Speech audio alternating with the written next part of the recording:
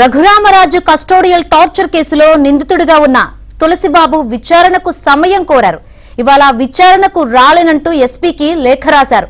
7, 8 తేదీల్లో విచారణకు హాజరయ్యేందుకు సమయం ఇవ్వాలంటూ తులసిబాబు లేఖ రాశారు.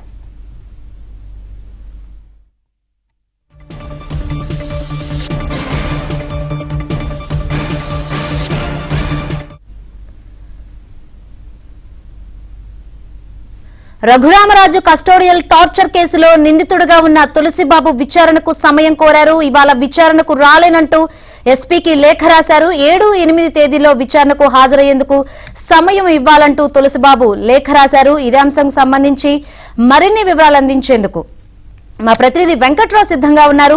వెంకట్రావు, ఈ రోజు రఘురామరాజు కస్టోడియల్ టార్చర్ కేసులో తులసిబాబు ఒంగోలు ఎస్పీ ముందు హాజరు కావాల్సి ఉంది. అయితే తులసిబాబు నాకు కొంచెం సమయం కావాలని కోరినట్టు కూడా తెలుస్తుంది. ఏంటి దీనికి సంబంధించి అప్డేట్స్? ఏమైనా స్పందించారు దీనిపై అధికారులు?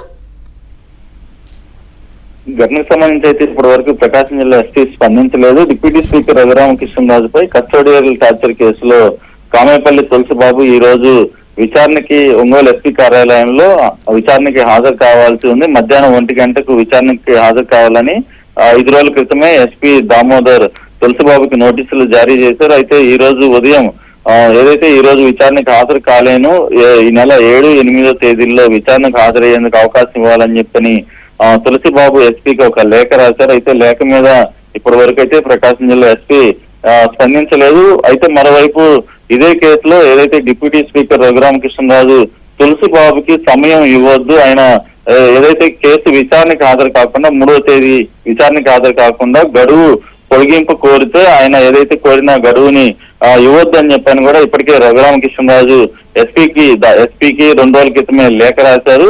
అయితే ఒకవైపు ఏదైతే తులసిబాబు విచారణకు హాజరయ్యేందుకు సమయం ఇవ్వాలని కోరటం, మరోవైపు డిప్యూటీ స్పీకర్ ఈయనకి సమయం ఇవ్వద్దని చెప్పని ఇప్పటికే 2 రోజుల క్రితమే ఎస్పీకి లేఖ రాయడం మీద అధికారులు ఏ విధంగా చర్యలు తీసుకుంటారన్నది మాత్రం వేచి చూడాల్సి ఉంది. శంకరి.